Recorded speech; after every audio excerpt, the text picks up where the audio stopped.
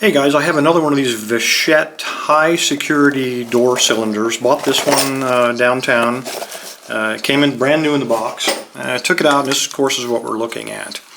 The way these work, they're very light gauge steel. The way these work is this: you're looking at the inside of the house, obviously. So in the evening, I will put my key in, and this will be on the door, and this part will be mounted on the frame, and it'll be just about like that. And when I turn the key, it will push this bolt into the housing. Now, bear in mind, very light gauge steel. And then if I want to be double secure, I actually double lock it, so I'll rotate it twice. Now, why would I do that? Well, because when I turn the key, it doesn't really push that bolt very far, probably maybe a half of an inch, maybe a centimeter or so. So for the maximum security, there are two benefits. First, I single lock it, and then I double lock it. That's as far as it will stick into this locking housing, I guess you would call it. So I will actually have to pick this lock 2 times to fully retract that bolt. That's the big advantage of having turning it 2 times, but of course nobody does that. Most people simply rotate it once and that's it, which means I've only got to pick it 1 time. Well, it's keyed the same on both sides. On the outside, this is all you will see. This will be protruding from the outside of the door, and again we use the same technique to lock it or unlock it. So normally if we're picking it, we're going to be picking it from this side. So anyway, I'm going to pick it from this side because the lock sits very conveniently for the camera, and they're keyed exactly the same, so it doesn't really matter. Now, if we want to get into this, there's a non-destructive way, which we're getting ready to do, and there, of course, is a destructive way. This comes with 4 of these little wood screws, and the wood screws don't stick into the housing, or they don't stick into the frame very far.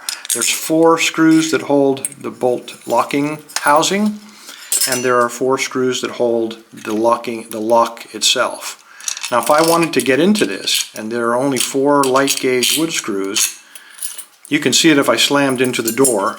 This bolt is going to put pressure onto this locking housing. We're probably going to rip those 4 screws out.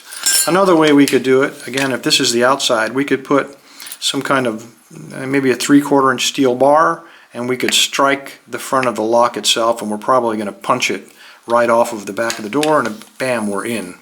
But that's pretty obvious, and this is not all about breaking and entering. This is about lock picking. So let's see if we can't do that. Nothing unique about this lock at all. There are no security pins in it. This is what the key looks like. So it's only 5 pins, and again, nothing spectacular about this thing. This is a $20 lock, and it's probably overpriced by about, I don't know, $19. So let's see if we can't get into it. Let's make sure it's locked first. There we go. Okay, we're going to feel along, looking for a binder. Feels like pin 1. Okay, we got a fault set, but there are no security pins, as I mentioned. These are just straight, normal, standard pins. And there we go, we're in. Now, we picked this lock 1 time. When we rotate it, there is something unique about this lock. When we rotate it around, we're only going to undo the bolt 1 time, and then the pins are going to get caught in the top. Well, all we need to do, of course, to continue rotating it, we just need to push up on those pins and continue rotating the lock.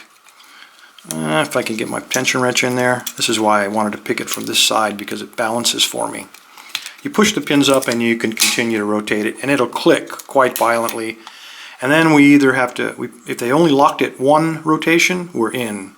But if they locked it 2 rotations, then we have to pick the lock 1 more time, or use a spinner to get past the locking mechanism. So if you have one of these, the most I can tell you to get the best security out of it is turn it twice. Lock it 2 complete rotations in the evening, and when you leave during the day, lock it 2 complete rotations. If you only do it once, you've cut your security in half, basically. So anyway, there you go. The Vachette door-mounted lock. Anyway, thanks for your time, fellas. Stay safe. Stay legal. Don't be breaking into this place.